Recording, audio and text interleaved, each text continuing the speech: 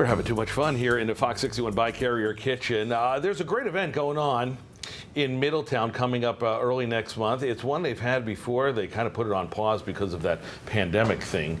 But bringing it back not only because it's a great event, but they're honoring one of their own. And we'll talk about the Q Williams Taste of Middletown coming up in just a moment. But first, say hi to Diana Lynch. She's from, how do you pronounce it? We've had you guys on before. Taino or Taino? I believe it's Taino. Taino? Yes, sir. And if the chef says, the chef goes. Taino Smokehouse has been a mainstay in Middletown for a number of years. It is really one of those great places. Every time I drive by, it's packed outside. You Yes, guys sir. are smoking crazy, Yes, right? sir. Yes, I mean, sir. food. Yes. That's a good kind. Just food, Right. yes. Welcome. Nice to have Thank you you. here. Going to do a pulled pork and we're with a little mac and cheese, two staples that lately have been coming together. So I'm just going to put you on the spot right now. Let's start with the mac and cheese. Yes, sir. Okay. Hey, look, she calls me sir. It's very nice. I certainly don't get that from Tim and Erica. Take a look at this mac and cheese. And Brendan, I want you to get in close to this. I want you to see how just ooey gooey this is. And I was asking you during the break,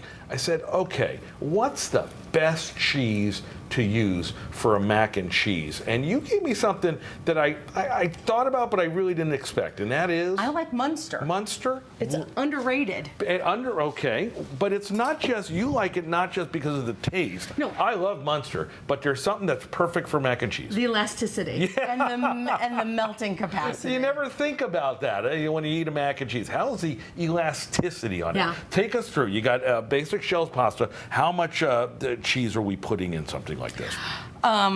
For this little small amount, maybe less than a pound. Usually you do it in vats, Oh, don't yes, you? Over yes, at Taino. sir. Yeah, Yeah. okay. So what kind of cheese are we talking about? Well, what we do is we use American, we use Gruyere, we use some Swiss and some Parmesan. Right, watch this. Here we go. That is drippy. It's gooey, and I'm waiting. I don't want to serve it up just yet because I'm going to see just how elastic. I've never said that here in the kitchen. Elastic that it is. So okay. So do you want to use equal parts, or do you like if you want that elasticity? Do you go heavy on? I start with heavy cream. Start with heavy cream and reduce it down a little, and then that way it won't break. Right. And then from there you add your shredded cheese. Mind you, if you want to do blue cheese, you could do a blue cheese if you want that bite in there. Can you do hard cheeses? Of course. Really? Yes, they melt. I know, but it always makes me wonder that if it's not so much that they're going to melt as if the distribution within the mac and cheese is going to be even. Well, when you're making your sauce, I also like using an immersion blender, so that way it will distribute everything. That's one of those things. Yeah, I like that. Yeah, So, okay. yeah. All right, fair enough. Good to know. Now let's go to the piece de resistance.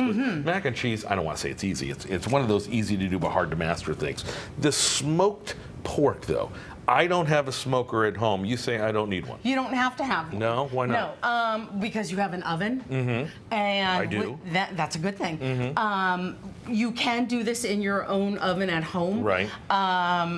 You won't get as smoky, but you can get. What am I doing to make it smoky?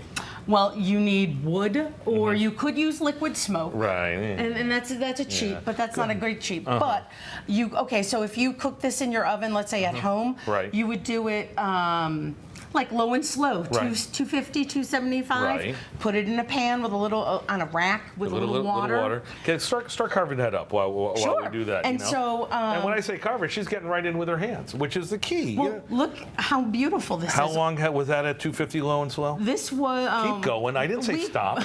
Gee whiz. We put this in yesterday afternoon at 3 o'clock. Wow. And took it out at 7. And it smells fabulous. Yeah. All right.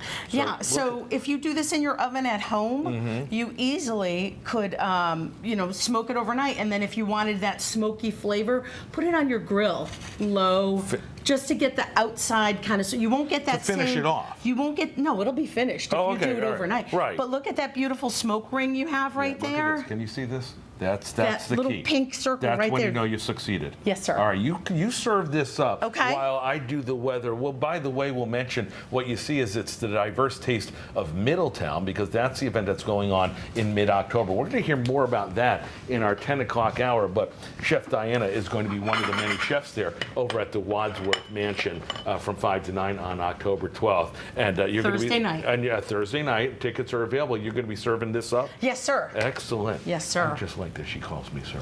I don't get it at home. I don't get it here. It's a nice change of pace.